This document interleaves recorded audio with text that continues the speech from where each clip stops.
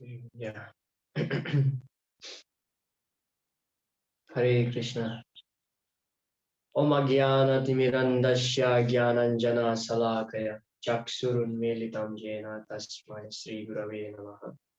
Sri Chaitanya Manobhistam Stapitam Yena Bhutale Swayam Rupa Kada Mahyam Dadati Swaparakam Vandeham Sri Guru Sri Yuta Parakamalam Sri Guru Vaishnavamsta Sri Rupam Sagrajatam Shahagana Raghunatham Vitam Tam Sajivam Sadvaitam Shavadutam Parijana Sahitam Krishna Chaitanya Devam Sri Radha Krishna Padan Sahagana Lalita Sri Visakhanitam Cha Hey Krishna Karuna Sindhu Dina Bandhu Jagatpate Gopesha Gopika Kantha Radha Kantha Namaste Tapta Kanchana Gaurangi Radhe Vrindavaneshwari Vrishabhanustute Devi Pranamami Haripriye Vancha Kalpatarubhyascha Kripa Sindhubhya Evacha Patitanam Bhavanebhyo Vaishnavebhyo Namo Namaha. Jai Sri Krishna Chaitanya Prabhu Nityananda Sri Advaita Gadadhara Srivas Gaura Bhakta Vrinda Hare Krishna Krishna Krishna Hare Hare Hare Rama Rama Rama Hare Hare Mukam Karoti Vachalam Pangulam Prayate Girim Jat Kripa Tamahang Vande Sri Gurum Dinataranam Paramanandamanavam Sri Chaitaneshwaram Hare Krishna. Oke, selamat datang pada Prabu semuanya di kelas hari ini. Jadi hari ini kita akan memulai dengan Srimad Bhagavad Gita bab 3. Jadi minggu ini, hari ini dan besok kita mencoba untuk mengcover sampai sloka 32. Tapi hari ini kita akan fokuskan dari sloka 1 sampai dengan 9. Oke, sebelum kita masuk ke bab 3, apakah ada prabu-prabu di sini yang ingin berbagi apa yang telah kita diskusikan di minggu lalu?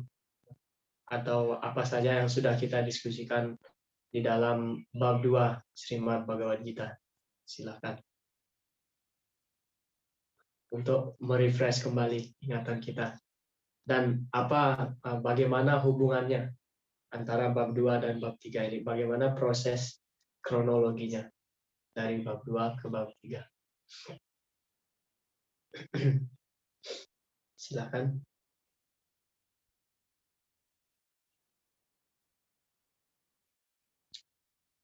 Kalau tidak ada yang mau bicara, saya akan panggil. Oke. Siapa di sini ya? Oke, Prabu Krishna Prema dari Gita Nagari Baru, silakan memberikan kita pencerahan. Hare Krishna Prabu. Hare Krishna. Sudah lupa nih. Coba diingat-ingat. Ya, diingat-ingat. Apa saja yang diingat dalam bab 2? Jadi kemarin bab 2 Prabu sudah menjelaskan, itu merupakan penjelasan Sri Krishna yang mematahkan argumen dari Arjuna.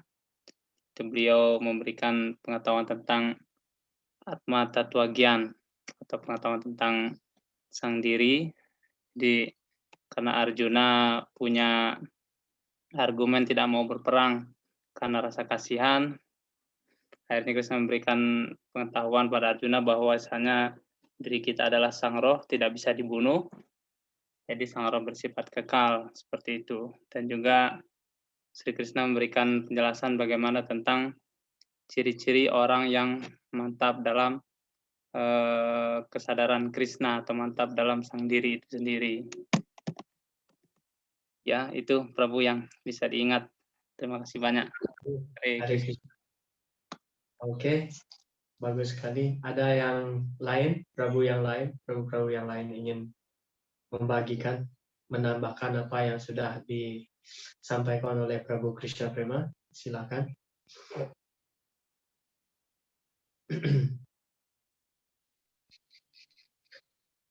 mengenai mengapa bab 2 Srimad Bhagavad Gita disebut dengan ringkasan isi Bhagavad Gita.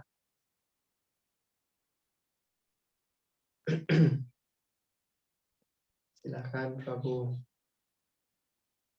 yang ingin berbagi. Oke, apa saya harus panggil lagi?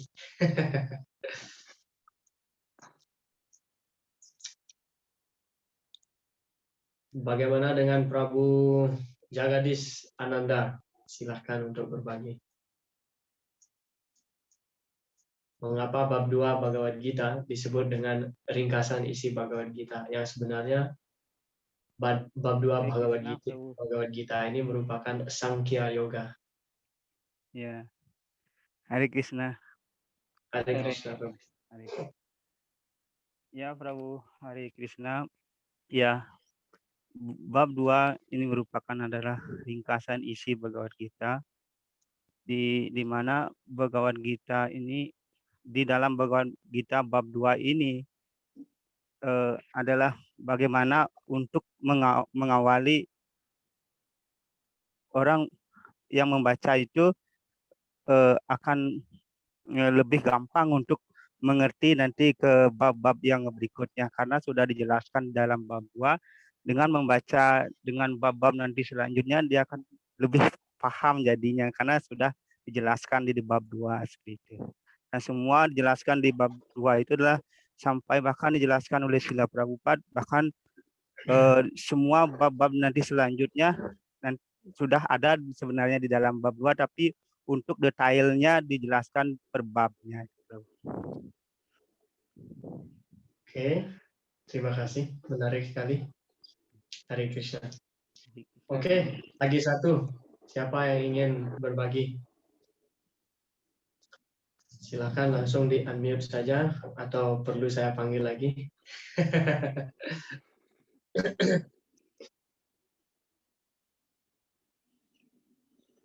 Bagaimana dengan Prabu? Siapa yang belum pernah bicara ya dari awal?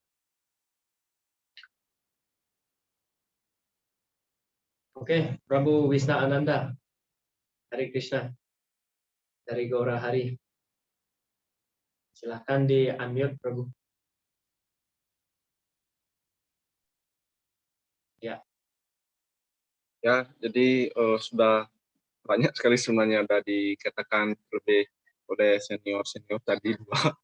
Jadi ya masih kita belajar, belum tahu banyak. Ya, silakan.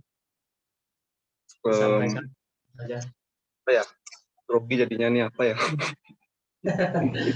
Ini adalah forum yang rileks, tidak ada tekanan sama sekali. Jadi yang saya tangkap dari penjelasan Prabu tentang berdua itu, bagaimana Arjuna diajarkan tentang Atma Tattvagian, yang dimana di sini kan Arjuna masih bingung berperang atau enggak, membunuh saudara atau enggak. Jadi dimantapkan lagi supaya dia tuh menjalankan tugas dan kewajibannya sebagai seorang ksatria.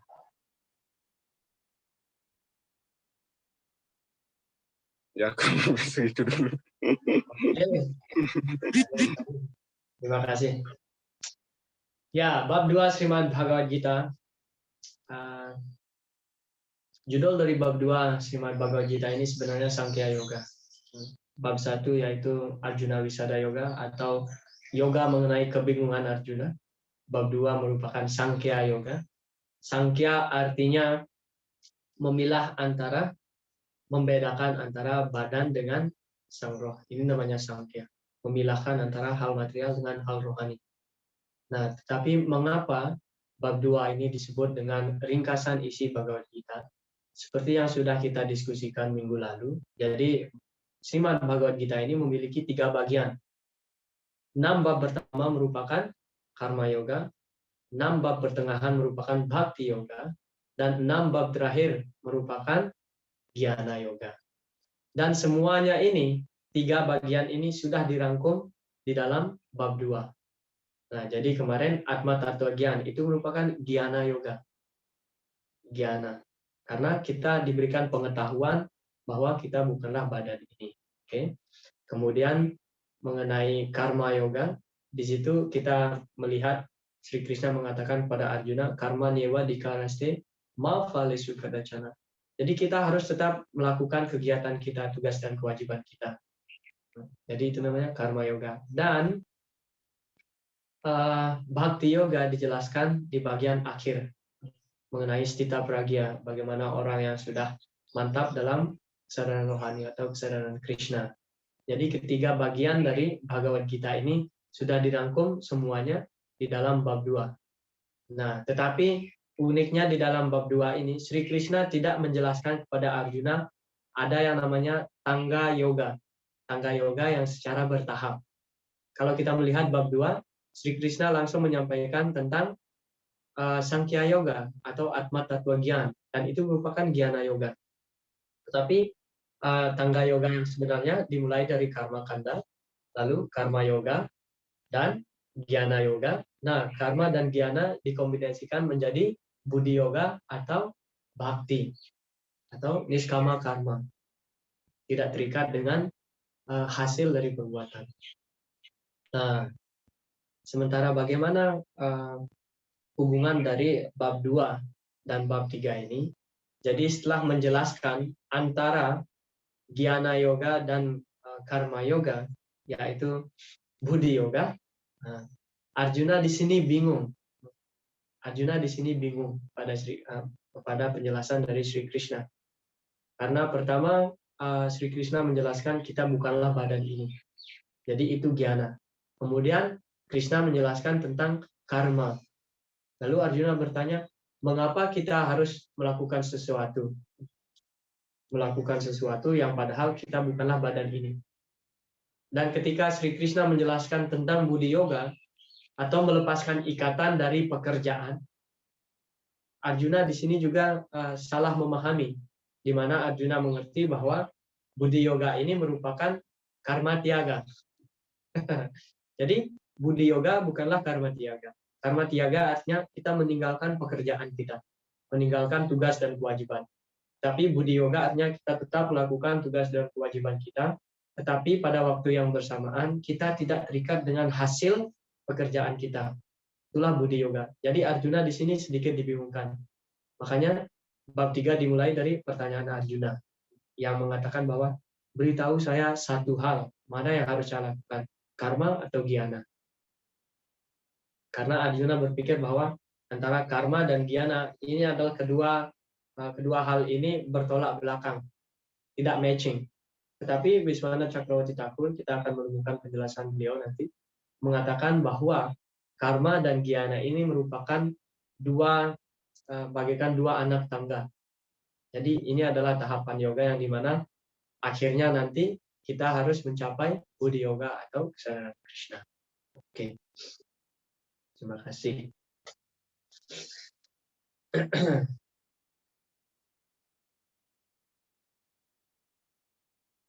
Ya. Srimad Bhagavad Gita bab 3 Karma Yoga. Meninggalkan pekerjaan atau bekerja dalam kesadaran Krishna, dalam bhakti. Ya. Ini dari sloka 1 sampai sloka 9. Jadi Arjuna di sini bingung. Tentu saja Arjuna adalah penyembah murni, tetapi beliau hanya memainkan peran berdrama. Karena banyak orang yang bingung. Di dunia ini banyak orang yang bingung, dan Arjuna mewakili kita semua supaya Krishna menjelaskan secara lebih rinci. Oke, di sini meninggalkan pekerjaan. Itu artinya karma tiaga atau bekerja dalam bhakti atau Buddhi Yoga. Dalam keadaan bingungnya, Arjuna meminta Krishna menjelaskan kembali instruksinya. Jadi instruksi sebelumnya. Krishna menjelaskan bagaimana karma atau bhakti lebih tinggi daripada meninggalkan pekerjaan. Nah, jadi di sini karma yoga yang dimaksudkan di sini yaitu kegiatan dalam kesadaran Krishna. Tetapi nanti juga di dalam bab 5 kita akan menemukan judul yang sama, yaitu karma yoga. Nah, sedikit informasi apa sih perbedaan antara bab 3 dengan bab 5 ini. Oke, sebelum saya menjelaskan, mungkin ada prabu-prabu di sini yang sudah berada dalam pesanan Krishna dalam kurun waktu yang cukup lama dan sudah membaca semua dari isi Bhagavad Gita ini. Apakah prabu-prabu di sini menemukan apa perbedaan antara karma yoga di dalam bab 3 dengan karma yoga di dalam bab 5? Oke, silakan.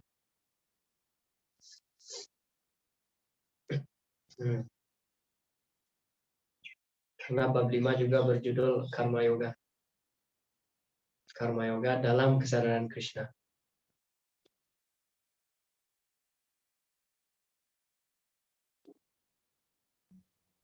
Apakah saya harus panggil lagi? Oke, siapa yang belum berbicara? Prabu Arimbawa. Sini, Arimbawa Prabu. Silakan. Prabu ingin menyampaikan pendapat apa perbedaan dari bab 3 dan bab 5. Karena kedua-duanya berjudul Karma Yoga.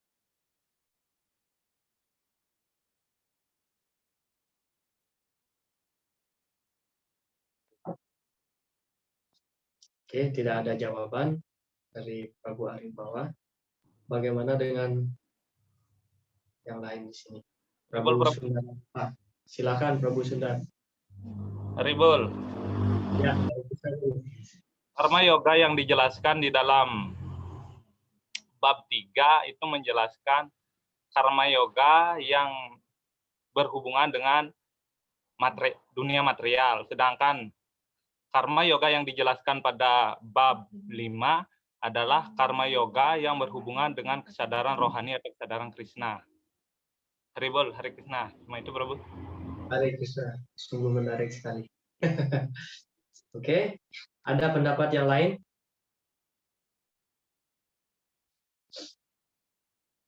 Apa yang membedakan bab 3 dan bab 5? Oke, langsung saya akan panggil ya. Prabu siapa sini? Prabu Anutama. Hare Krishna. Hare Krishna, Prabhuji. Ya, Prabu, Hare Krishna. Dia nggak tahu jawabannya. Oke. Ini adalah sifat Brahmana yang asli.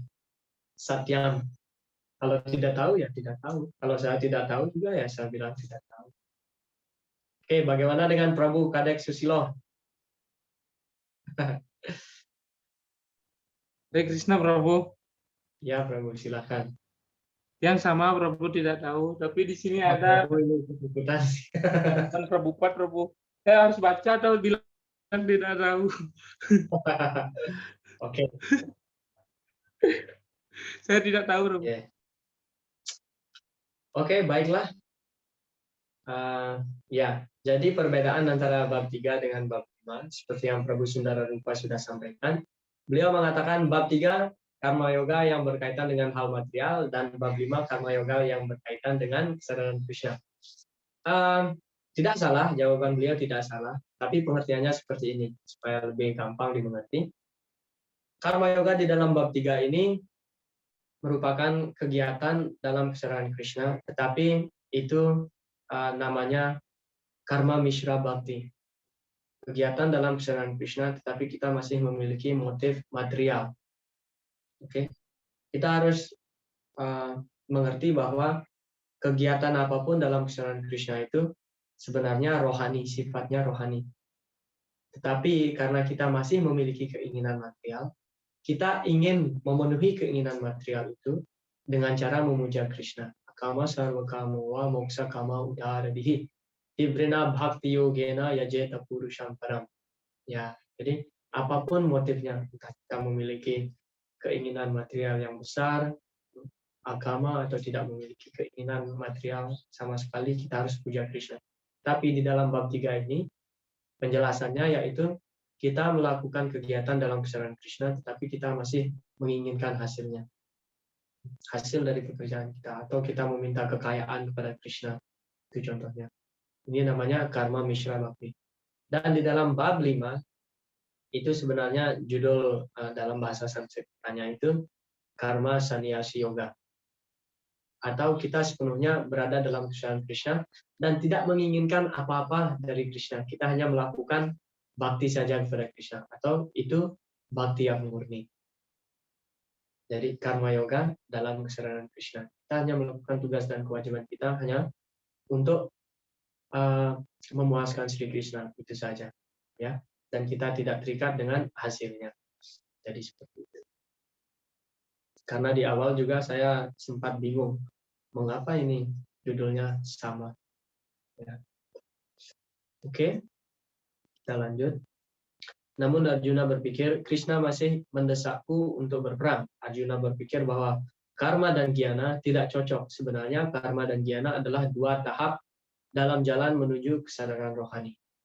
Nah, jadi seperti yang sudah saya sampaikan sebelumnya, di dalam bab 2, Krishna menjelaskan mengenai tangga yoga, tetapi secara tidak beraturan, secara tidak kronologi, secara tidak bertahap. Tapi mulai dari bab 3 ini, ya, mulai besok sebenarnya, dari sloka 10, Krishna akan menjelaskan pada Arjuna tangga yoga ini dimulai dari karma kanda, atau pemujaan kepada para dewa. Karma kanda, karma yoga, lalu bab berikutnya Jnana Yoga, dan bab berikutnya setelah bab 4, bab 5 yaitu Niskama Karma atau Budi Yoga, kesadaran Krishna. Dan bab 6 mengenai Dhyana Yoga, bagaimana kita pada akhirnya mencapai level samadhi atau memfokuskan pikiran kita pada Sri Krishna. Oke, kita mulai ya. Sloka 1. Arjuna berkata, "Oh Janardana, oh Kesawa, mengapa Anda ingin supaya hamba menjadi sibuk dalam perang yang mengerikan ini? Kalau Anda menganggap kecerdasan lebih baik daripada pekerjaan yang dimaksudkan untuk membuahkan hasil." Srila Prabhupada menjelaskan, kadang-kadang orang yang salah paham dengan anggapan bahwa mengikuti kesadaran Krishna berarti tidak melakukan kegiatan apapun. Dan orang yang salah paham seperti itu sering mengundurkan diri ke tempat sunyi untuk menginsafi Krishna sepenuhnya dengan cara mengucapkan nama suci Sri Krishna. Tetapi jika seseorang belum terlatih dalam filsafat kesadaran Krishna, tidak dianjurkan agar ia mengucapkan nama suci Krishna di tempat sunyi, sebab di sana ia hanya memperoleh pujian murahan dari orang yang tidak tahu apa-apa. Jadi kebanyakan orang berpikir bahwa, oh setelah mengikuti kesadaran Krishna, saya tidak perlu melakukan apa-apa. Tidak perlu melakukan apa-apa, saya hanya duduk dan berjapa. Kadang orang yang baru ikut kesadaran Krishna berpikir seperti itu, dan ini sebenarnya menjadi istilahnya, seperti mencoreng nama baik kesadaran Krishna. Mengapa demikian? Karena tidak sepenuhnya memiliki pengetahuan dalam kesadaran Krishna dan langsung mengambil kesimpulan bahwa kesadaran Krishna merupakan kesadaran rohani, jadi saya tidak perlu melakukan hal-hal material lagi. Jadi tidak perlu melakukan ini, itu, karena semuanya material. Saya hanya duduk dan berjapa. Ini namanya inertia dalam bahasa Inggris. Kebanyakan orang memandang kesadaran Krishna ini adalah kegiatan yang pasif. Jadi hanya duduk dan berjapa saja. Jadi tidak seperti itu. Jadi ini adalah kesalahpahaman dari Arjuna yang menganggap bahwa oke, kalau kita bukan badan ini, mengapa kita harus melakukan kegiatan? Kita bukan badan ini, itu artinya kita mendapatkan jnana atau ilmu pengetahuan.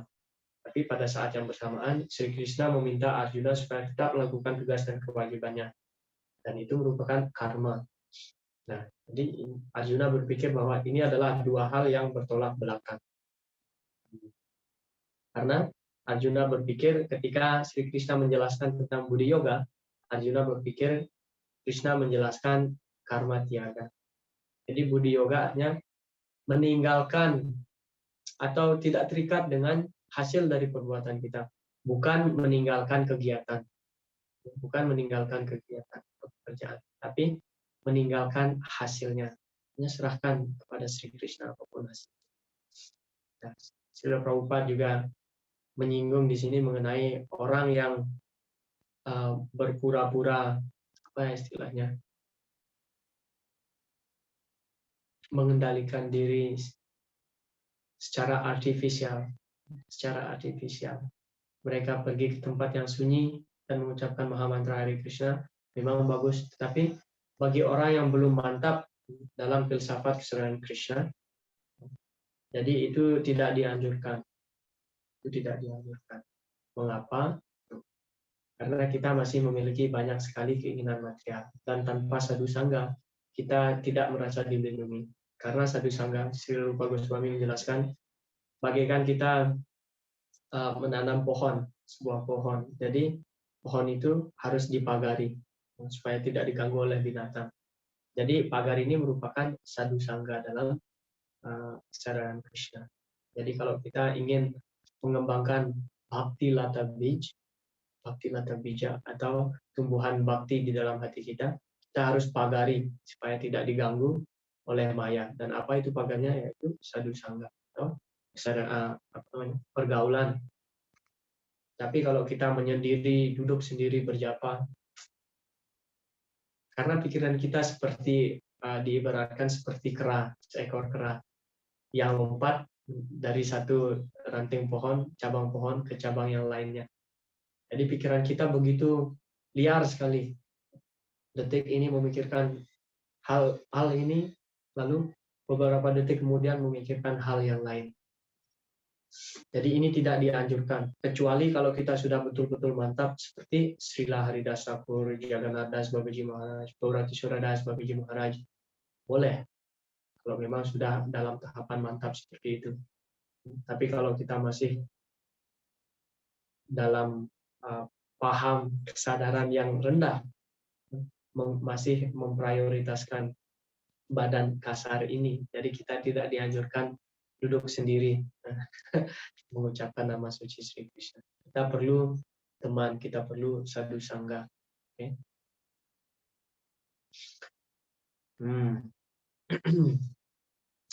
Arjuna juga berpikir bahwa kesadaran Krishna, Buddhi Yoga atau kecerdasan dalam kemajuan pengetahuan secara rohani adalah seperti mengundurkan diri dari kehidupan yang aktif dan berlatih melakukan pertapaan dan kesederhanaan di tempat sunyi. Dengan kata lain, secara lihai Arjuna ingin menghindari pertempuran dengan menggunakan kesadaran Krishna sebagai alasan.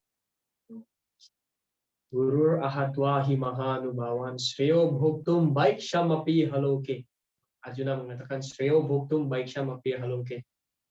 Saya hanya ingin menjadi seorang sannyasi.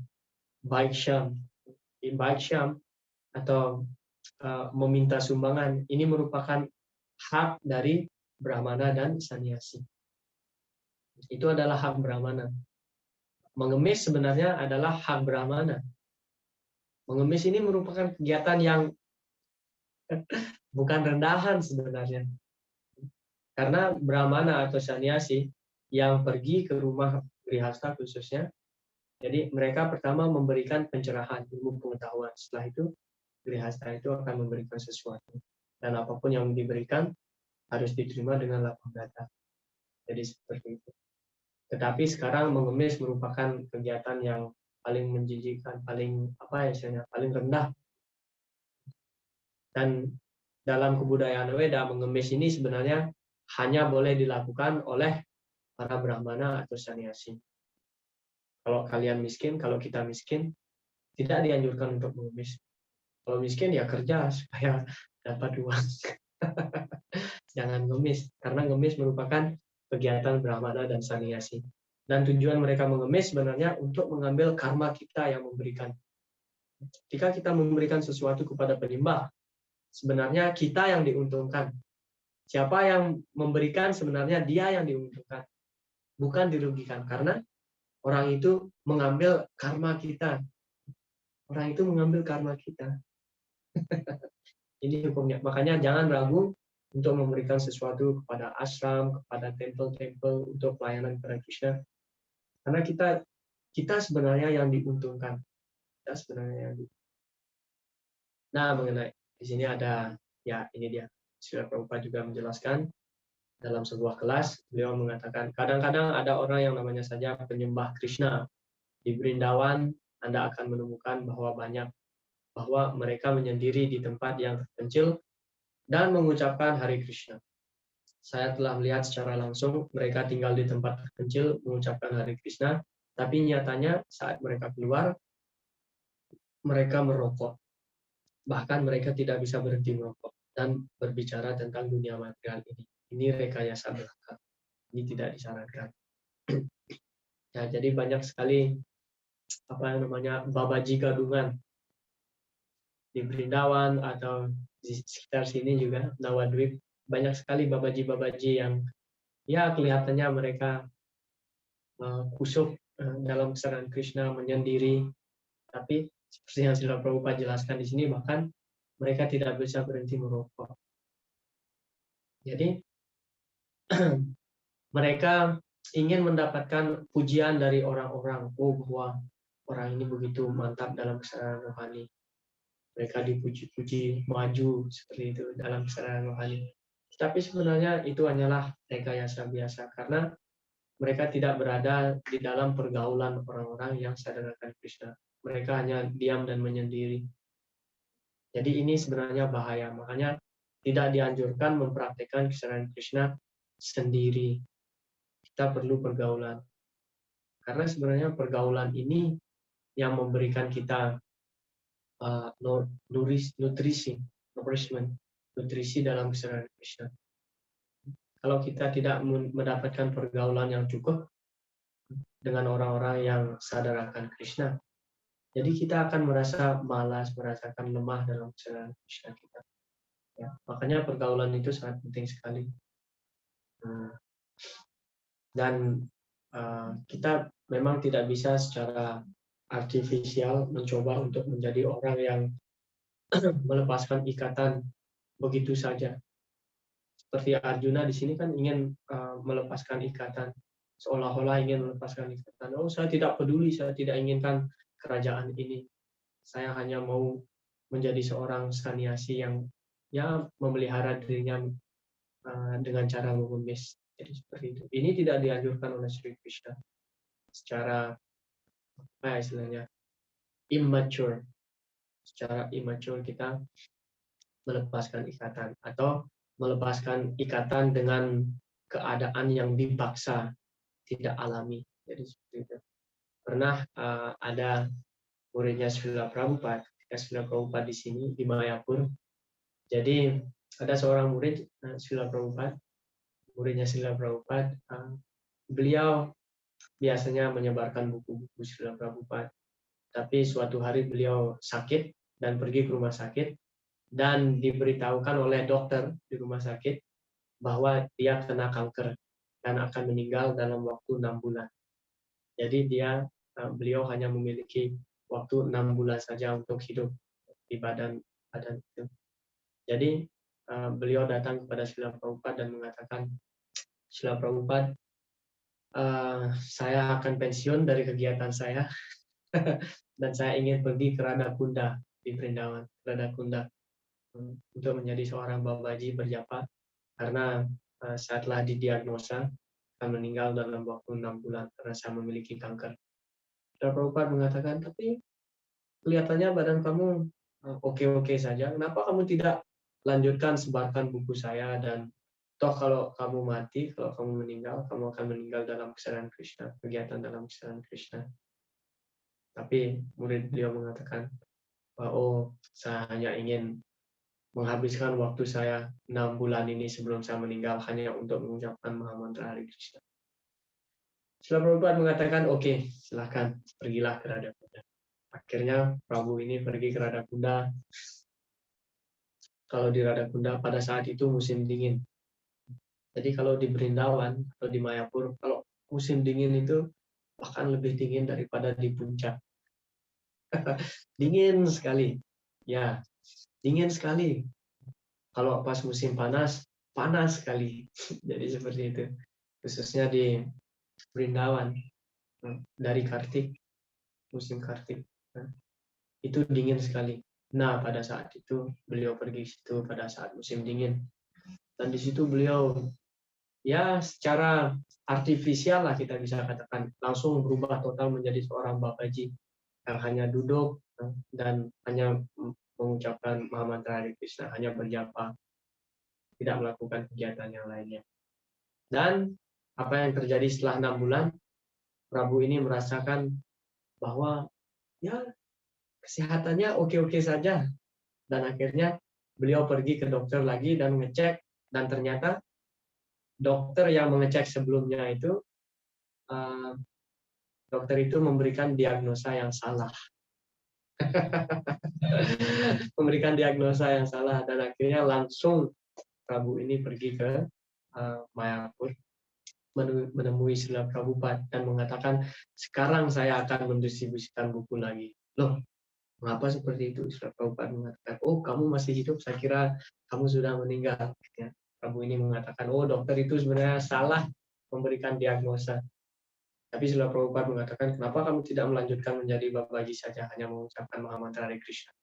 Lalu Prabu ini mengatakan, sulit sekali sebenarnya hanya dengan duduk dan mengucapkan Mahamantra Hare Krishna tanpa melakukan kegiatan yang lainnya. Karena itu merupakan sifat kita, sifat dari indria yang kita miliki, yaitu selalu aktif. Karena sang roh yang berada di dalam badan selalu aktif. Ini adalah sifat alami dari sang roh. Tidak ada orang yang tidak aktif, pasti selalu aktif. Kecuali kalau orang itu sudah betul-betul mantap, seperti Haridas Thakur, seperti yang sudah saya sampaikan sebelumnya, ya mengucapkan Mahamantra Hare Krishna hanya duduk selama 22 jam. Haridas Thakur tidur sehari hanya 2 jam. 22 jam hanya mengucapkan Mahamantra Hare Krishna. Kita tidak bisa melakukan hal itu dengan artifisial. Jadi tetap intinya di sini yaitu tetap lakukan kegiatan kita dan persembahkan hasilnya kepada Sri Krishna. Jangan menjadi seorang orang yang kelihatannya terbebas dari ikatan dunia material ini secara palsu. Falgu Vairagya Katyate. Ini namanya Falgu Vairagya. Melepaskan ikatan secara palsu. Ya. Oke. Sloka nomor 2. Tadekam Wada Niscitya.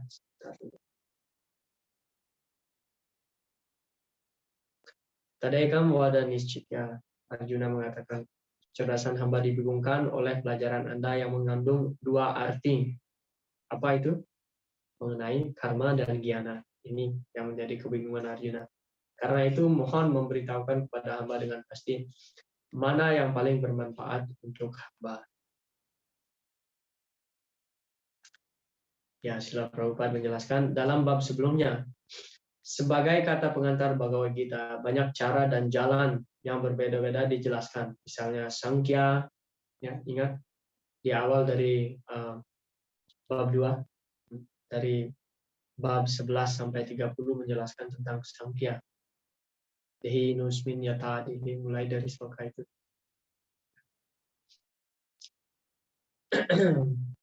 Mana ini? Sankhya Yoga, Buddhi Yoga, mengendalikan indria-indria dengan kecerdasan, gyana, bekerja tanpa keinginan untuk hasil atau pahala, niskama karma, dan kedudukan orang yang baru mulai belajar. Segala macam hal tersebut dikemukakan dengan cara yang tidak sistematis.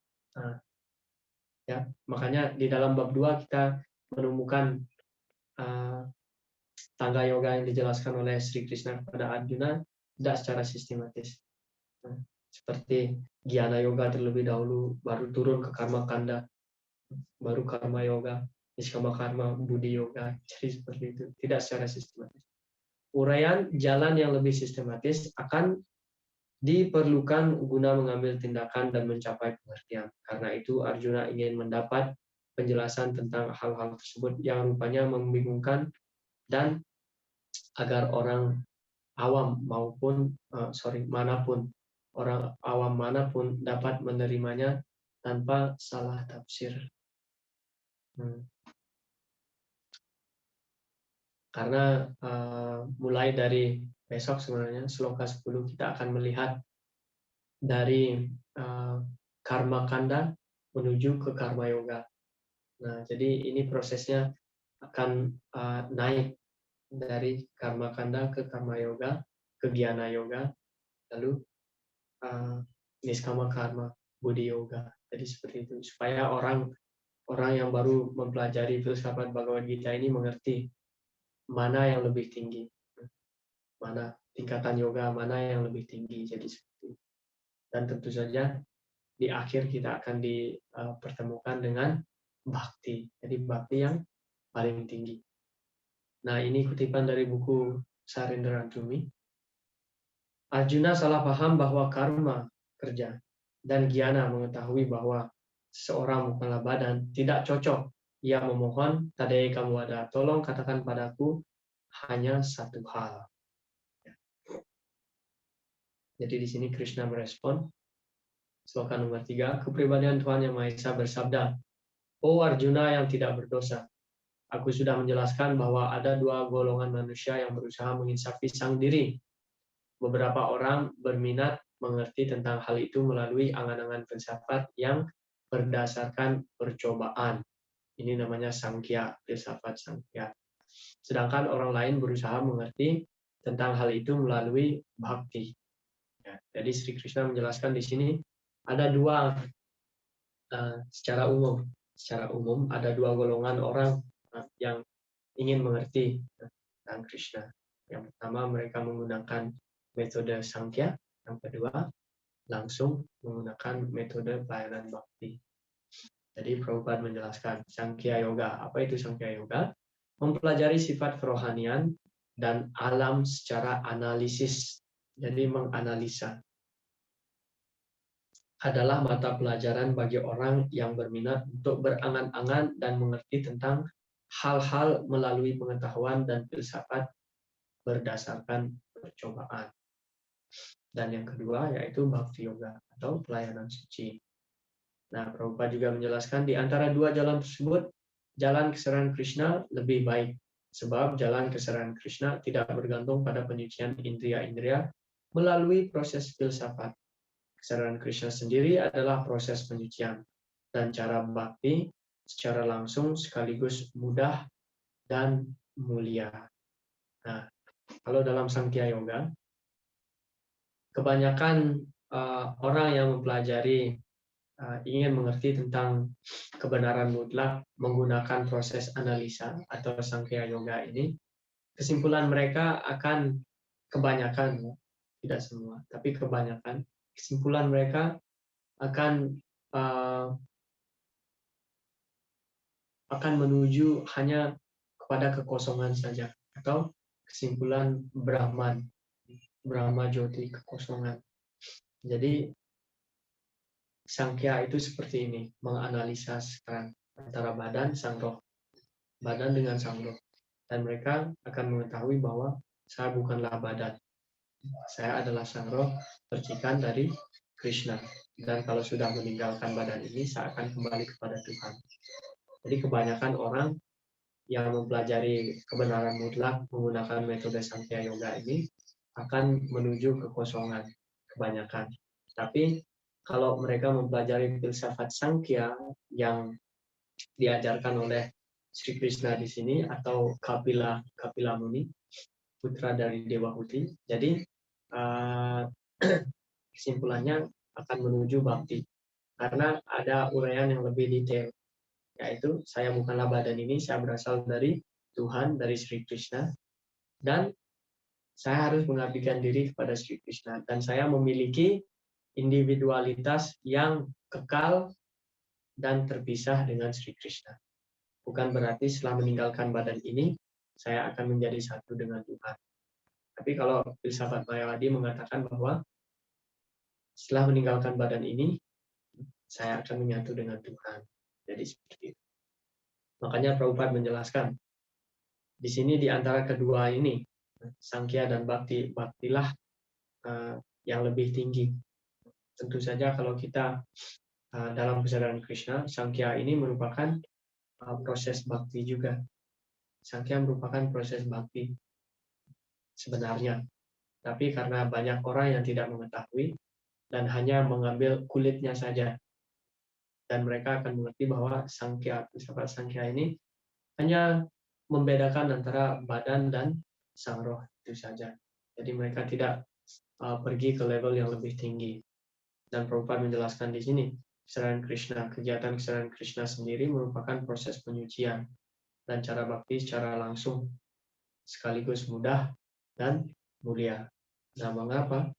Jadi dalam kesadaran Krishna ini prosesnya, jadi kalau kita bandingkan ya, jadi kalau orang-orang yang mengikuti kegiatan kerohanian yang lain, mereka perlu mendapatkan proses penyucian terlebih dahulu baru bisa mengikuti kegiatan rohani tersebut. Tapi dalam kesadaran Krishna, proses kegiatan dalam bakti merupakan proses penyucian. Contoh yang paling bisa kita lihat ya, contoh nyata yang bisa kita lihat seperti yang paling gampang yaitu mengucapkan nama suci Sri Krishna. Jadi mengucapkan nama suci Sri Krishna ini merupakan abhidheya. Oke, ada yang namanya sambandha, abhidheya, dan prayodhana. Jadi ini merupakan abhidheya atau prosesnya, proses dalam bakti, yaitu pengucapan nama suci. Oke, kita mengucapkan Hare Krishna Mahamantra ini setiap hari. Jadi, dan ini merupakan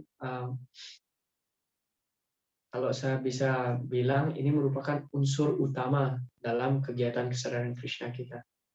Namno hiyawati sakti papa nirharane hari tawat kartum nasak noci patakam pataki narahat. Jadi sloka ini berasal dari Brihad Vishnu Purana. Di situ dijelaskan Namno hiyawati sakti papa nirharane hari. Jadi pengucapan nama suci Sri Hari Sakti artinya memiliki kekuatan yang begitu luar biasa. Namno hiyawati sakti papa nirharane. Jadi hanya sekali saja dijelaskan di situ. Hanya sekali saja mengucapkan nama suci Sri Hari, Hare Krishna Mahamantra. Sekali saja kita mengucapkan, itu bisa patakam pataki naraha. Itu bisa menghancurkan dosa dari terdahulu, dosa kita terdahulu, dan bahkan itu bisa menangkal reaksi dari dosa yang akan kita perbuat. Tetapi sloka ini tidak boleh dijadikan tameng. Kita akan berpikir, oh ya sekarang saya mengucapkan Mahamantra Hare Krishna. Ini kan begitu luar biasa sekali manfaatnya. Bahkan dosa yang akan saya perbuat sekalipun, reaksinya bisa dimusnahkan sekarang. Jadi, ini bukanlah hal yang berlebihan. Memang seperti itu kenyataannya. Tapi sebagai penyembah, kita tidak boleh mengambil keuntungan dari sloka seperti itu. Ya, jadi seperti itu. Proses dalam kesadaran Krishna ini merupakan proses penyucian langsung. Jadi kita tidak perlu secara terpisah melakukan apa yang namanya prayaschita. Jadi di dalam kesusastraan Weda, dalam kebudayaan Weda. Ya. Contohnya kalau seseorang ingin menjadi seorang pujari di sebuah kuil, jadi orang itu harus melakukan sebuah ritual namanya prayaschita atau proses penyucian. Lakukan yagya ini, yagya itu, harus lakukan ini, lakukan itu. Tapi dalam kesadaran Krishna, kalau kita ingin jadi pujari, ya silakan. Karena prosesnya sendiri, pengucapan Mahamantra Hare Krishna itu merupakan proses penyucian. Jadi tidak perlu melakukan proses penyucian secara terpisah.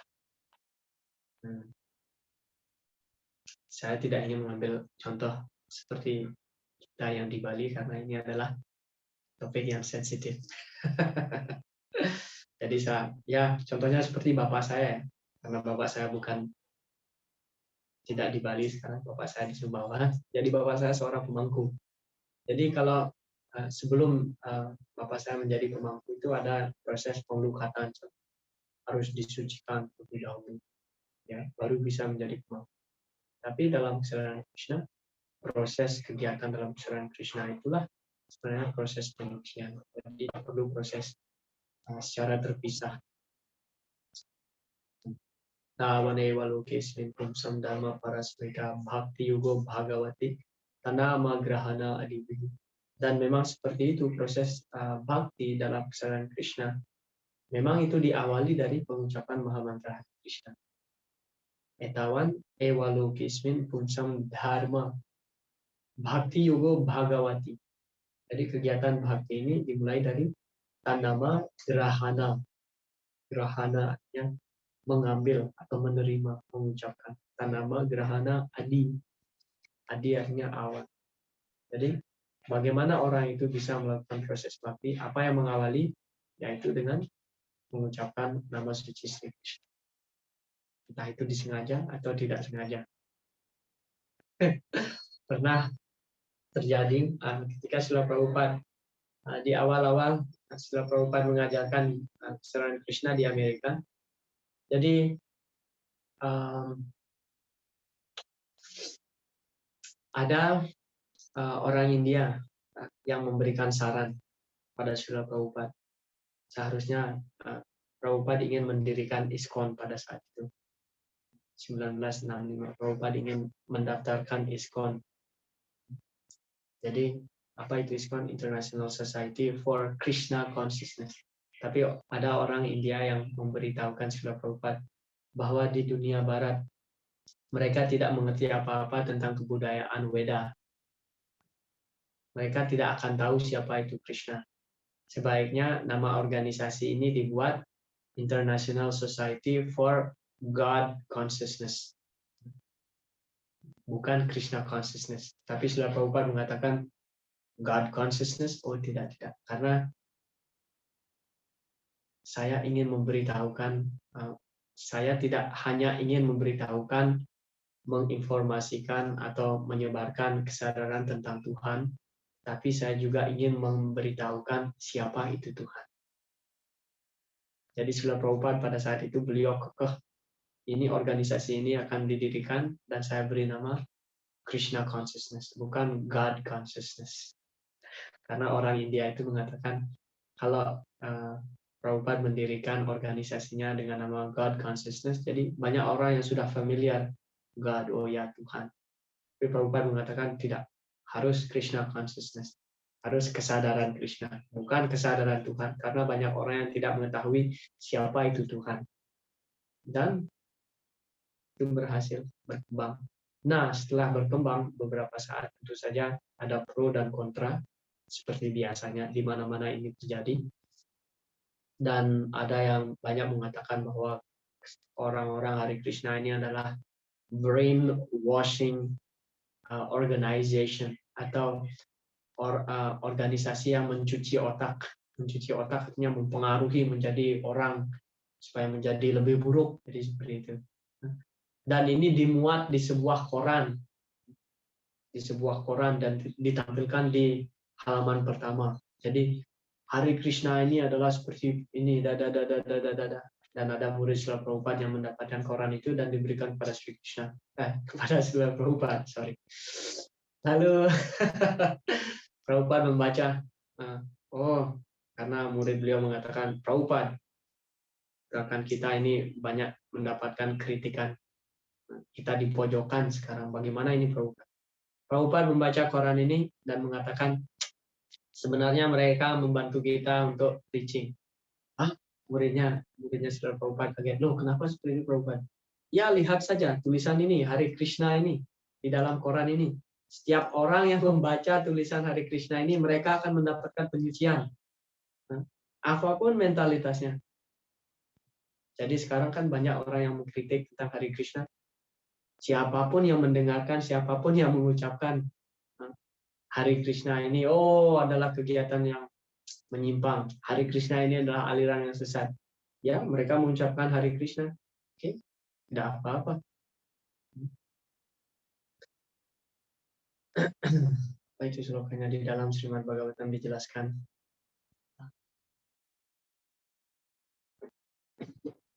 Agyanat atawa gyanat tama slokana mayat sankirtika magam punso dahe dedo yathanala yathagadam viryathamam upayuktam yatricaya ajananto pyatmagunam kuryan mantro pidahita. Jadi Srimad Bhagavatam menjelaskan agyanat atawa gyanat. Entah itu orang itu mengerti apa manfaat dari pengucapan Hare Krishna Mahamantra atau tidak mengerti sama sekali. Bagaikan orang yang sakit, yathagadam viryathamam, bagaikan orang yang sakit, entah orang sakit itu mengerti manfaat obat yang diambil atau tidak. Tentu saja obatnya harus diberikan oleh dokter yang berkualifikasi. Jadi kebanyakan orang yang sakit itu kan pergi berkunjung ke dokter, Pak dokter, Bu dokter, saya sakit gini-gini, ya dokternya ngasih obat. Nah, orang yang sakit ini tidak semua orang sakit mengerti apa manfaat dari obat itu. Tapi yang dia percayai, ya dengan minum obat ini saya akan disembuhkan. Jadi seperti itu juga pengucapan Mahamantra Hare Krishna. Entah orang tahu atau orang tidak tahu apa manfaat dari pengucapan Mahamantra Hare Krishna. Ketika orang mengucapkan nama suci Sri Krishna, mereka akan mendapatkan pujian saja. Ya, kita punya waktu lagi 30 menit dan kita baru di sloka 3. Kita harus lebih cepat sedikit. Nah, ini ada komentar dari Srila Wiswanath Cakrawati Thakur. Jadi di sloka 3 dikatakan di situ Lokesmin Dwi Widha Nistha. Beliau menekankan pada kata nistha ini. Karma dan jnana itu bukanlah proses yang terpisah, tetapi dua anak tangga, satu di atas yang lain, di tangga yoga. Bergantung pada nistha seseorang, atau posisinya, keyakinan, atau kemurnian hatinya. Seseorang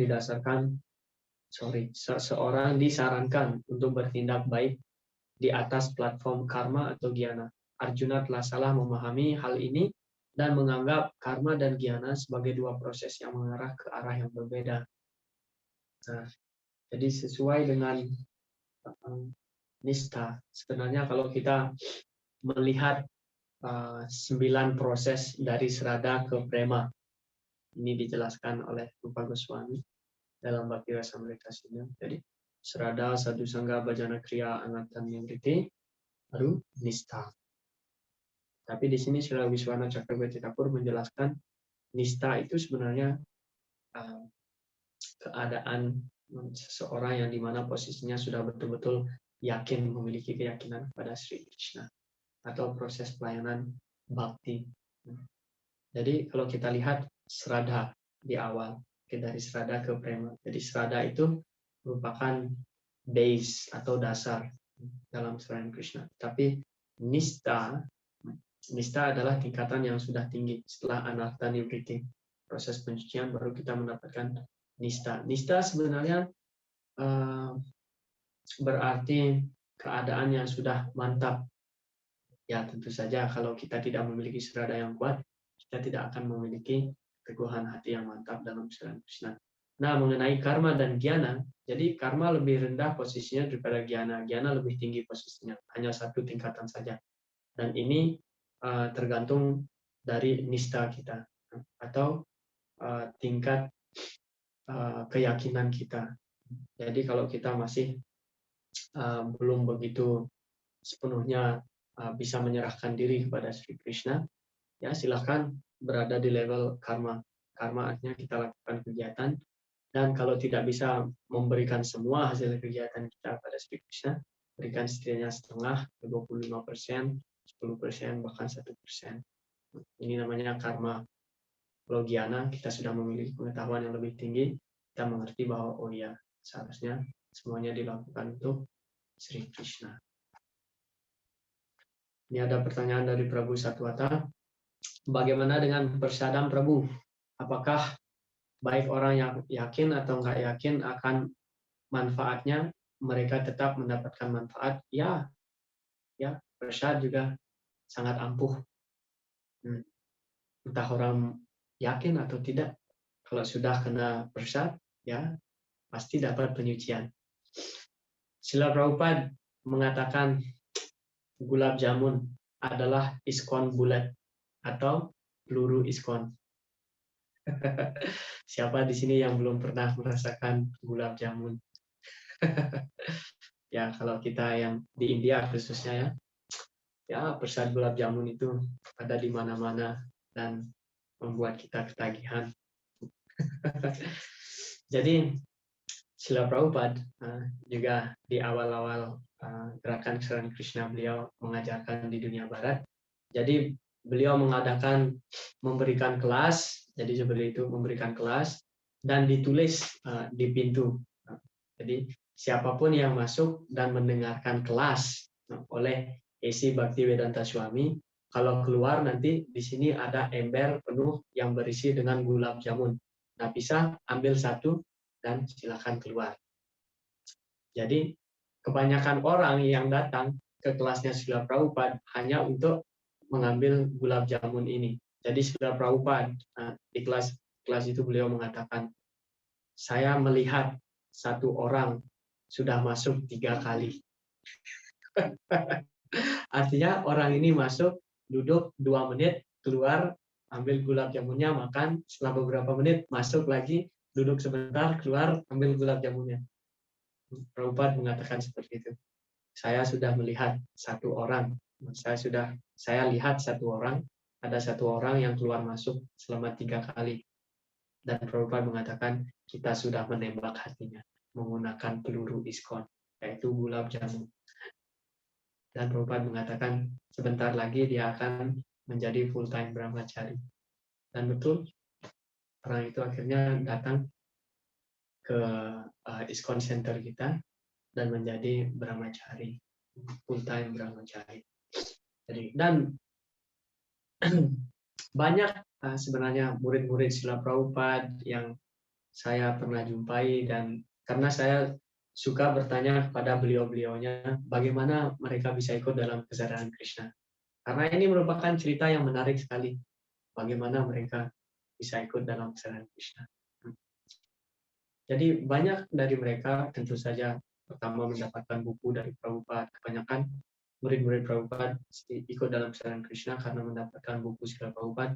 Tapi ada juga mereka yang ikut dalam kesadaran Krishna karena mereka suka dengan makanan gratis seperti Sunday Feast seperti itu.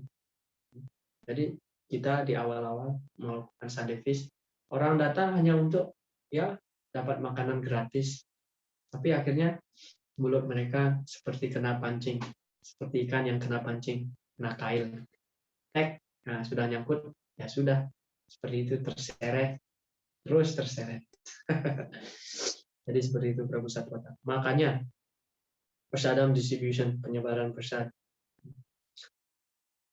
harus tetap dilakukan. Sedikit apapun berikan mereka prasadam. Nah, ini juga ada pertanyaan dari Prabu Sadbuja.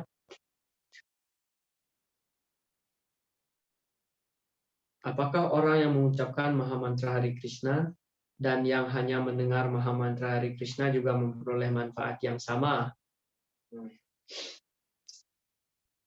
Jadi pertanyaan Prabu Sadbuja mengarah siapa yang lebih mendapatkan manfaat, yang mengucapkan atau yang mendengar.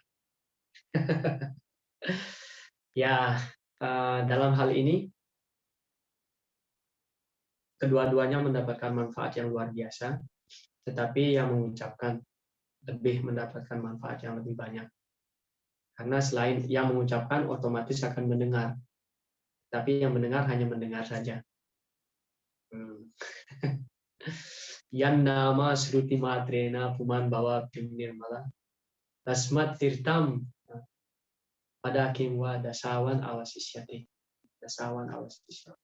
Jadi Sukracharya, gurunya Bali Maharaj, mengatakan di dalam skanda 8 Srimad Bhagavatam, yang nama Sruti Matrena, hanya dengan mendengarkan nama suci Anda saja.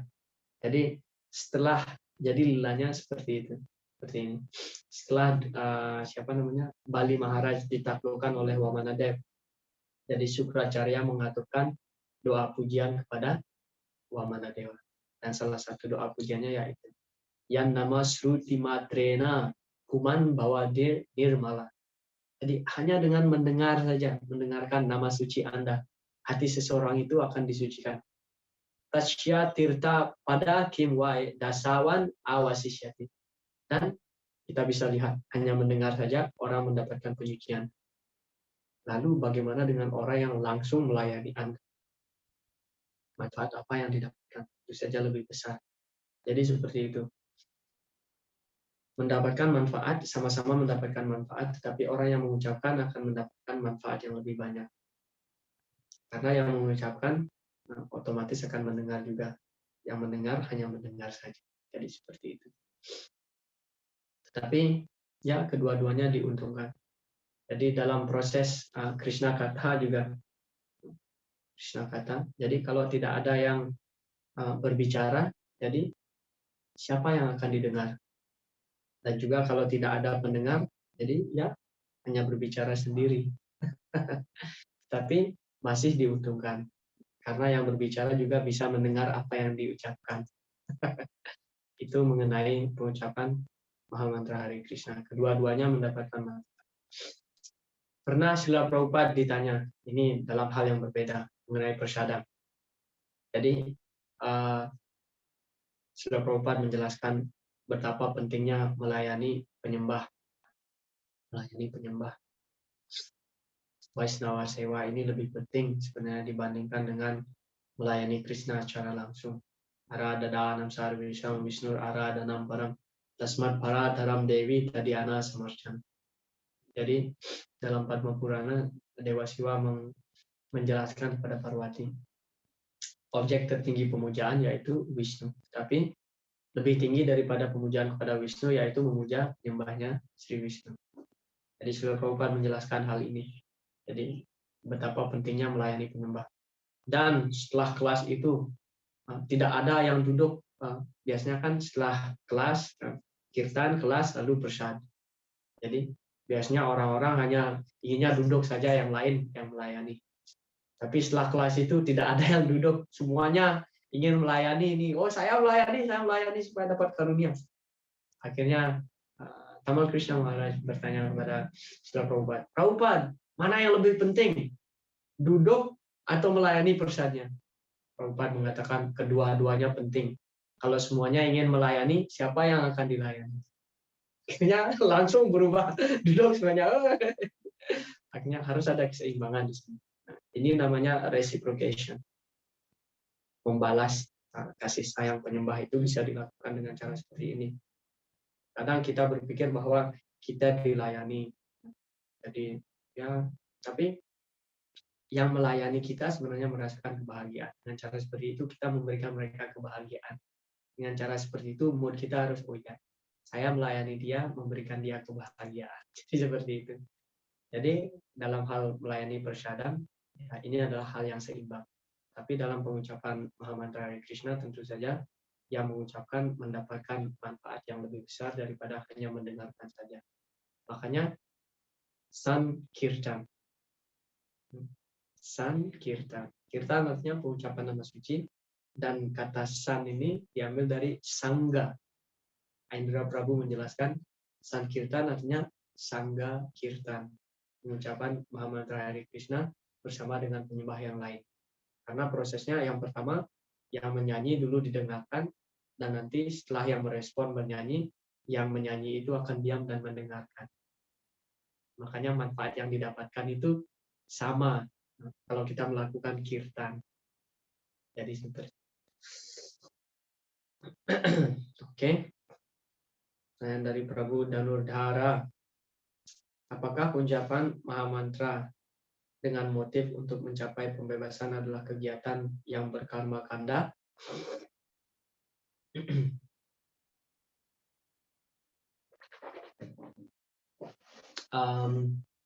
Secara halus, ya.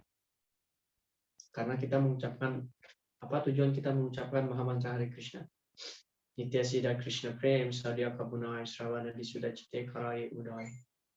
Tujuan kita mengucapkan Mahamantra Hare Krishna hanya untuk mengembangkan bhakti dalam hati kita untuk mencintai Sri Krishna, memuaskan Sri Krishna. Mengapa kita mengucapkan Mahamantra Hare Krishna? Hanya untuk memuaskan Sri Krishna. Dan makanya ini namanya byproduct dalam kesadaran Krishna. Seperti kekayaan, pembebasan, ini sebenarnya byproduct atau hasil yang didapatkan secara otomatis. Artinya bonus. Pembebasan merupakan bonus dalam kesadaran Krishna, bukan hal yang ingin kita capai. Oke, seperti apa ya contohnya? Orang-orang yang mempromosikan sebuah produk-produk tertentu. Kalau beli ini akan dapat bonus seperti itu. Beli mobil dapat bonus TV, contohnya seperti itu. Entah apa itu ada atau tidak. Mungkin contoh ya. Beli mobil satu dapat satu TV gratis.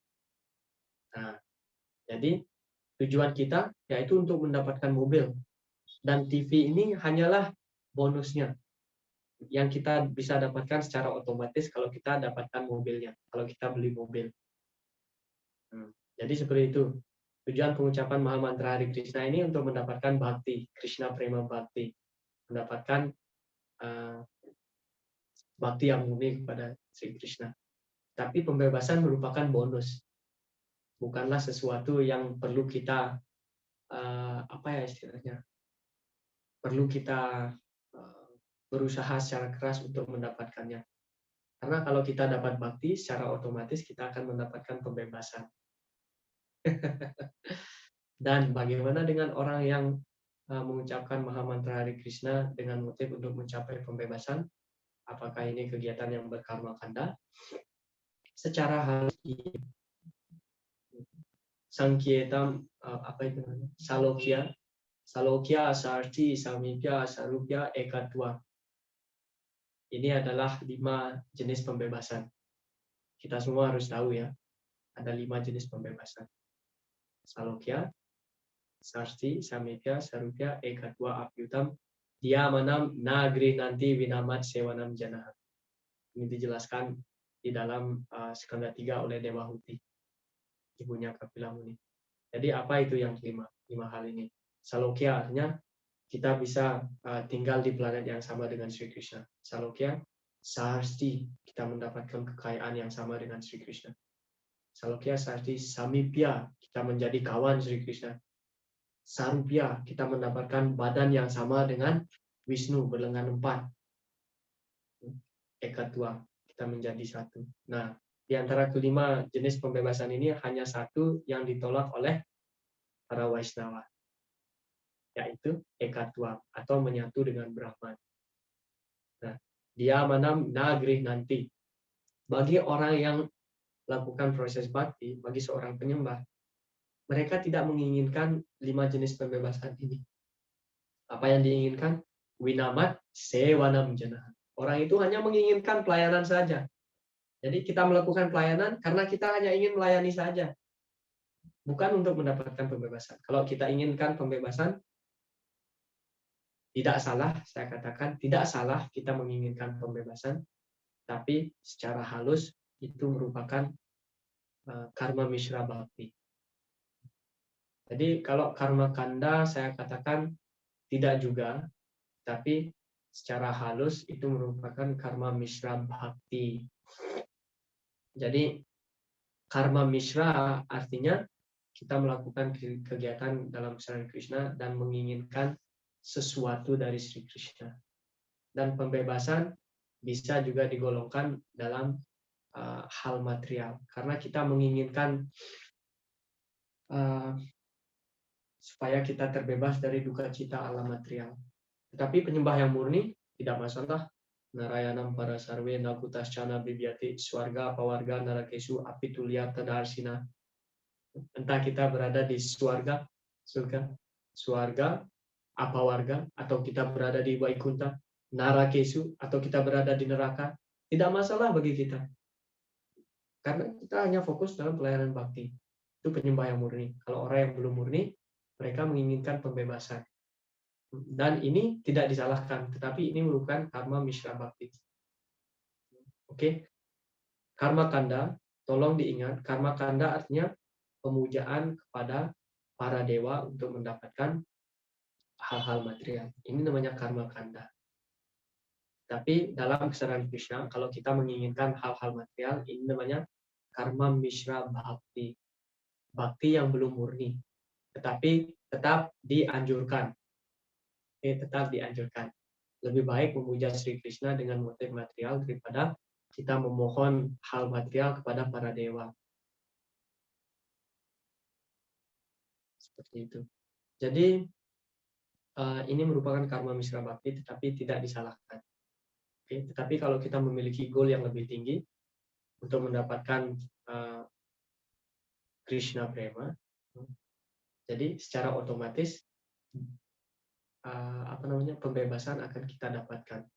Jadi sebagai seorang penyembah, kita harus merubah mindset kita, pemikiran kita.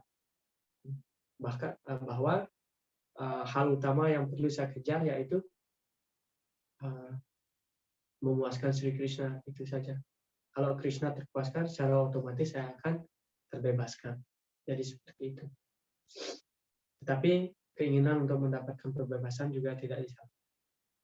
Karena Prabhupada sering menjelaskan, bhakti dimulai dari ketika kita dibebaskan. Oke, bhakti dimulai ketika kita sudah dibebaskan. Apa itu bhakti? Sukadewa Goswami menjelaskan, Swarupena Vyavastitihi. Bhakti apa itu pembebasan? Apa itu pembebasan? Sukadewa Goswami menjelaskan Swarupena Vyavastitihi, yang artinya pembebasan berarti ketika kita sudah mendapatkan swarup kita, Swarupena Vyavastitihi, mendapatkan swarupa kita atau kedudukan dasar kita, itu adalah pembebasan. Yang dalam artian bahwa kita, apa swarupa kita? Swarupa Jivirahaya Krishnara Nityadas. Kalau kita sudah mengerti kedudukan dasar kita sebagai pelayan dari Sri Krishna, itu artinya kita sudah dibebaskan. Makanya Prabhupada menjelaskan, bhakti dimulai ketika seseorang terbebaskan. Oke? Saya harap tidak ada kata yang membingungkan di sini. Karena ketika kita melakukan pelayanan kepada Sri Krishna, itu artinya kita sudah dibebaskan. Setidaknya kita sudah dibebaskan dari kebodohan. Karena kita sudah mengetahui bahwa kedudukan dasar kita itu adalah pelayan dari Sri Krishna. Dan saya harus melayani Sri Krishna. Karena orang yang belum terbebaskan sebenarnya tidak bisa melakukan pelayanan bhakti. Tapi sebagai penyembah yang merendah hati, kita harus selalu berpikir bahwa saya masih diliputi dengan maya. Saya adalah roh yang jatuh. Saya belum terbebaskan sama sekali. Jangan ambil perkataan saya ini secara mentah. Ketika kita terbebaskan, baru bhakti dimulai. Sekarang kita berpikir, oh saya kan melakukan pelayanan bhakti, artinya saya sudah terbebaskan. Oh ya. Tapi sebagai seorang penyembah, kita harus berpikir bahwa tidak. Saya masih diliputi dengan maya. Jadi seperti itu. Karena ketika kita berpikir bahwa posisi kita sudah tinggi, maya akan langsung datang dan menghantam. Jadi seperti itu. Ya, keinginan untuk mendapatkan pembebasan tidak disalahkan. Ini bukan karma kanda, tapi ini adalah karma misra bhakti. Ini adalah bhakti yang belum murni. Tapi semakin kita melakukan pelayanan bhakti, maka kita akan disucikan dan akhirnya kita akan menganggap bahwa mukti pembebasan sebenarnya tidak begitu penting buat kita. Yang penting adalah melayani Krishna. Dijelaskan oleh Advaita Acharya. Sila Advaita Acharya menjelaskan bahwa kalau seseorang sudah tekun mengucapkan maha mantra Hare Krishna, kepribadian pembebasan moksa, kepribadian pembebasan itu akan datang dan bersujud di kaki penyembah dan menawarkan dirinya. Tapi penyembah yang murni akan menendang kepribadian pembebasan ini, mengatakan saya tidak perlu kamu. Itu dijelaskan oleh Sri Advaita Acharya. Menarik sekali. Oke. Wah, ini kita punya waktu lagi 10 menit dan baru sampai sloka 3. Ya, maafkan saya.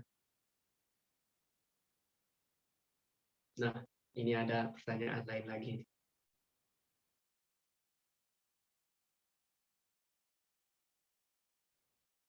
Oke, tidak apa-apa. Dari Prabu Wisnananda. Jika ada orang yang tidak terlalu tertarik kepada filsafat, tetapi hanya ingin melakukan pelayanan saja pada Krishna semampunya, apakah orang itu bisa dikatakan orang bodoh? Dan apakah itu salah? Tidak bodoh. Orang itu tidak bodoh. Jadi orang itu melakukan pelayanan semampunya tapi tidak suka dengan filsafat. Oke. Tidak bodoh, karena bagaimanapun juga orang itu melakukan pelayanan kepada Sri Krishna. Jadi di dalam Chaitanya Charitamrita, Kaviraj Das Goswami menjelaskan siapakah orang yang pintar. Orang yang pintar adalah orang yang melakukan pelayanan kepada Sri Krishna. Khususnya bagi mereka yang mengucapkan Hare Krishna Mahamantra. Srimad Bhagavatam menjelaskan apa sloka terakhir dalam Srimad Bhagavatam. Nama Sankirtanam Yasya Sarva Papa Pranashanam Pranabo Dukkha Samanas Tam Namami Harimpan. Jadi orang yang ikut dalam gerakan Sankirtan ini, dosa-dosa mereka secara otomatis akan dihapuskan. Begitu juga dalam Srimad Bhagavatam juga dijelaskan apa itu slogannya. Krishna Warnam Tuisha Krishna Sanggu Panggas Tepa Sadam Yagyai Sankirtana Prayan Yajantihi Sumeda Saha. Jadi Sumeda Saha artinya orang yang cerdas.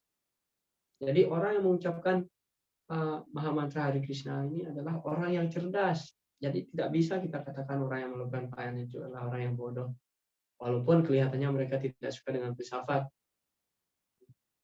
Karena memang kebanyakan orang tidak suka dengan filsafat. Oke. Itu adalah kenyataan yang bisa saya katakan. Orang yang suka filsafat, orang yang suka membaca, orang yang suka mendengarkan kelas, di antara penyembah itu bisa kita katakan 1:500 seperti itu. 1:500. Tapi setidaknya mereka melakukan pelayanan.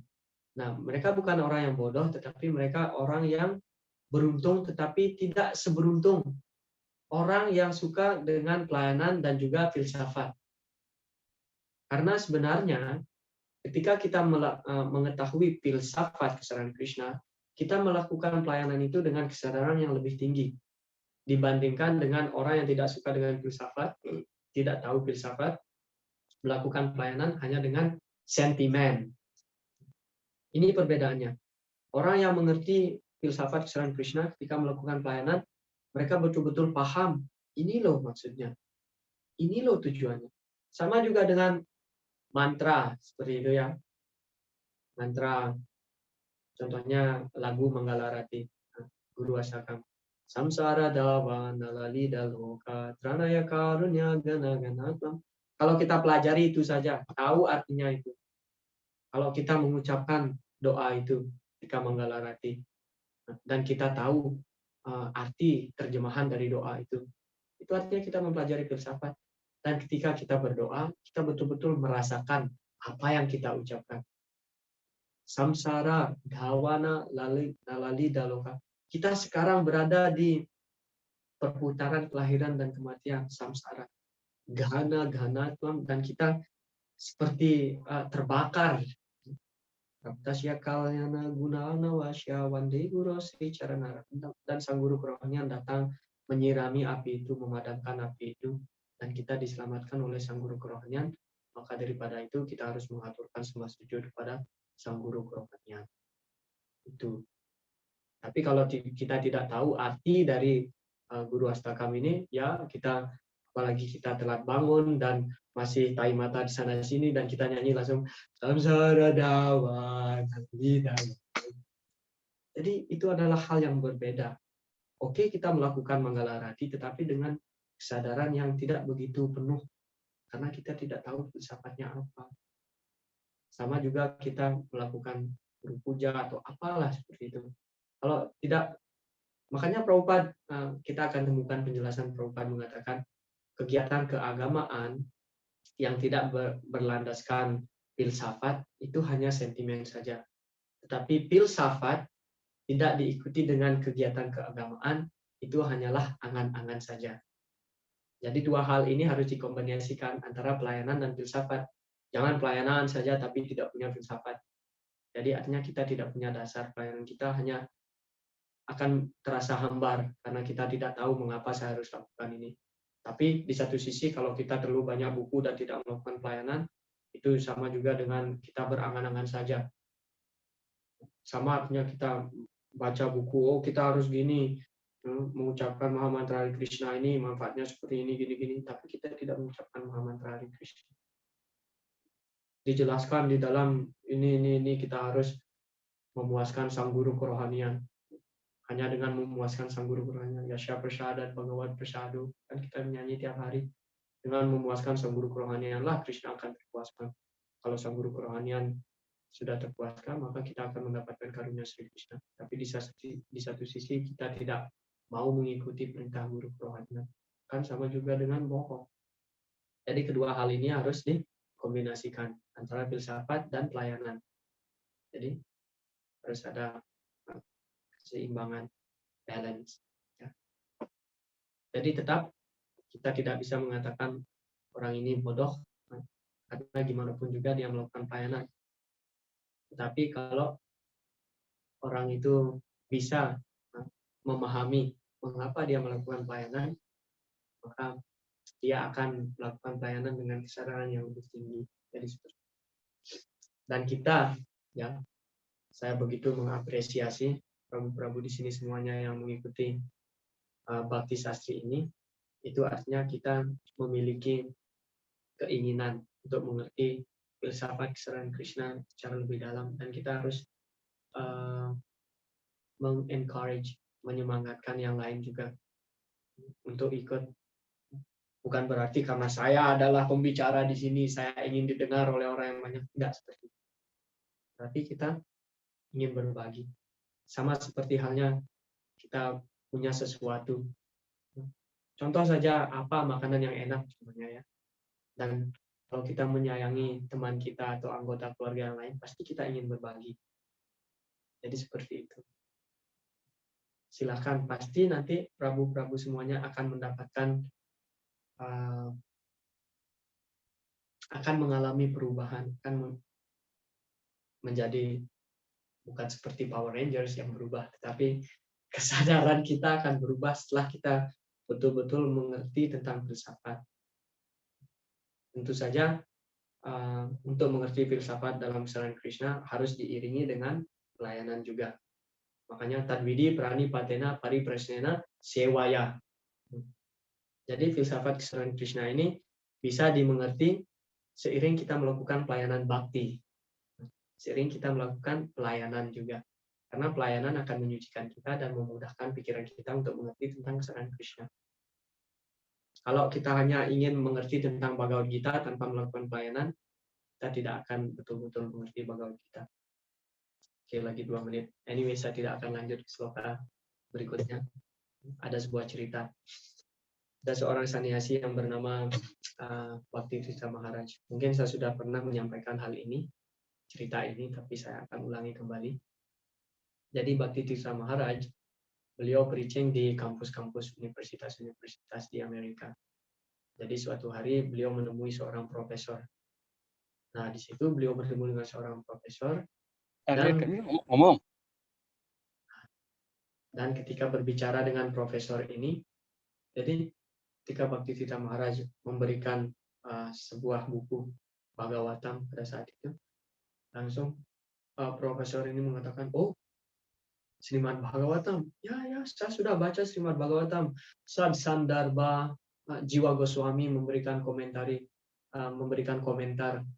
mengenai Srimad Bhagavatam yang beliau tulis dalam Sad Sandarbha. Jadi Sad Sandarbha ini adalah komentari dari Jiwa Goswami untuk Srimad Bhagavatam yang mengagungkan Srimad Bhagavatam. Dan profesor ini mengatakan, oh, Srimad Bhagavatam, oh, Sad Goswami, saya sudah membaca buku ini.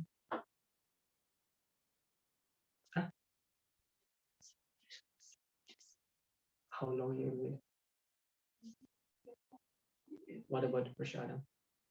Yeah, I took more minutes, please. You can take that. What about Hari? He's sleeping.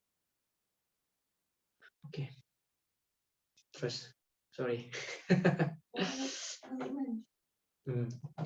Akhirnya profesor ini mengatakan, oh, Sad Sandarbha, Srimad Bhagavatam, Rupa Goswami, Sanatan Goswami, saya sudah baca semuanya ini.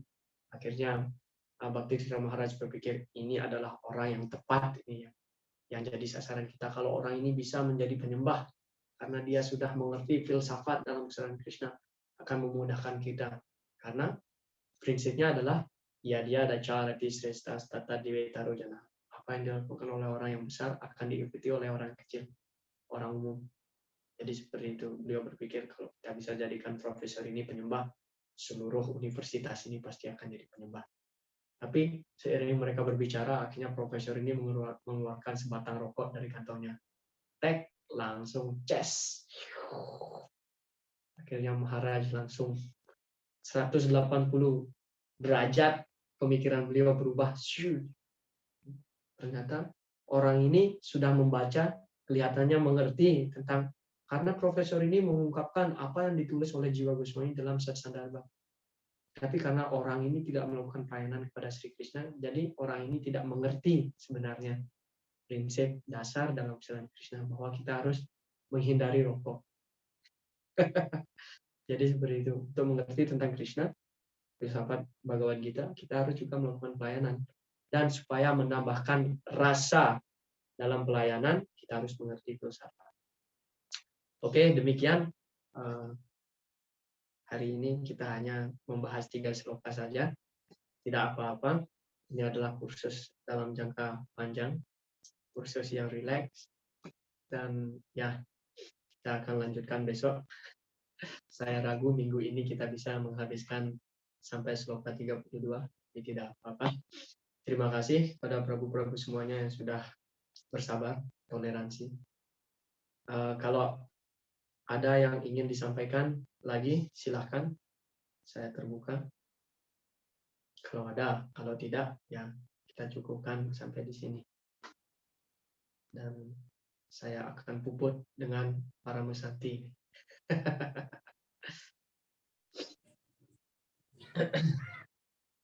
Oke, baiklah. Panjangalpa Drubhyascha Kripa Sindhu Bhaivacha Patitanam Pawanebhyo.